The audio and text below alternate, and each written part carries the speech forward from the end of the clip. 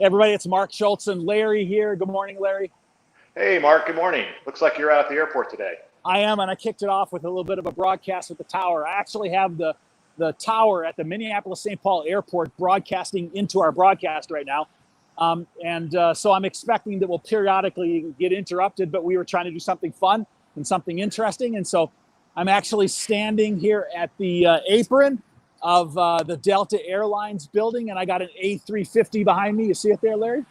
Oh, yeah, I do. I see that right behind you. That's a beautiful airplane. It's just too bad it's not a 787, right? Once a Boeing guy, always a Boeing guy, right? Oh, you got that right. Yes, exactly. Yeah, but hey, just down from me here, right next to it, actually, there's an A330. I don't know if you can see that right next to me right there. Yeah, we can see that. So hey, Mark, where are you at? Is this a maintenance base? Is that a maintenance hangar there at Minneapolis? Yep. Actually, I'm sitting here right next to the Delta Airlines maintenance base here at the Minneapolis-St. Paul Airport. Oh, and cool. And it actually has some nostalgia for me because turns out that this is actually the first building that I worked in when I worked at Northwest Airlines. Yep, right here. Yep. Awesome. I know, it's great. After all these years, that hangar is still being used. Yeah, it's still being used. Actually, Minneapolis, they really reduced their operations when Delta and Northwest Airlines merged a number of years ago. Right. They significantly reduced the Minneapolis operations, but they still do overnight maintenance here. And there's another building, which is Building B over by the main concourse to the airport, that they still use as well. And so it's quite an active base for Delta, but it's not as busy as what it was when Northwest Airlines, when this was their main base. Right. Yeah, I can remember going there when it was Northwest Airlines, and that place was amazing. The amount of work and people and just everything that was going on there was pretty impressive. Yeah, really busy. So right next to me here, they got a few airplanes that are sitting here, an A350 and A330, and they've been sitting here for a few days, so I really don't know what the circumstances are. But I doubt they're in any kind of storage. They're probably just here while they're awaiting some kind of maintenance. And then next to it, Larry, next to that, there's actually one of your favorites. There's the 737-900 with the sharklet wingtips, the winglets. Oh, cool. Cool. Yeah. Awesome. Yeah. So anyway, we wanted to do the broadcast out here from the airport today, but I wanted to kick this off since I got a few of you online now to get your attention and ask you if you could please share this live stream. Larry and I have been doing these broadcasts now for about 2.5 months, and we're focused on recovery in aviation. Larry and I are passionate about recovery in aviation. Larry, that's something that's really near and dear to us, right?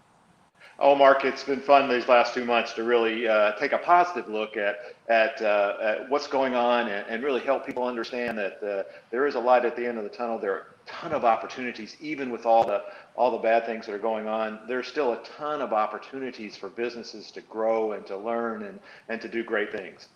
Yeah, and Larry and I have been doing these interviews for about 2.5 months, and we've been interviewing CEOs and leaders, and we've done some ourselves like this.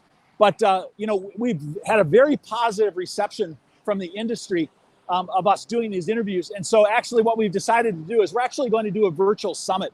And some of you might not know what a virtual summit is, but it's a virtual conference basically.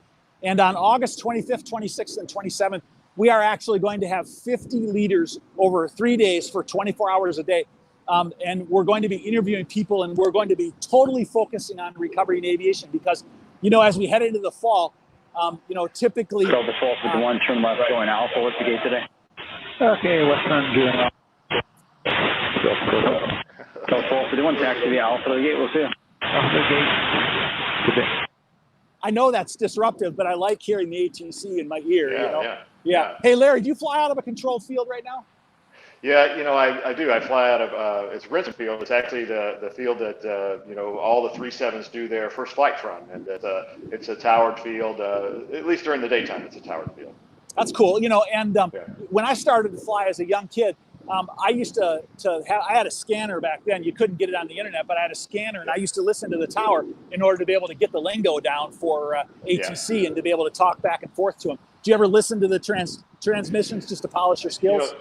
During my training, when I was kind of heavy into training, I did, and it's just a different language, right? It's like learning a whole different language, and how to be succinct and clear, and also to always listen to what they're saying is, it's a skill. It's definitely a skill. Hey, it's kind of an interesting parallel. Is we have the opportunity. I'm actually being approached by policeman here right now.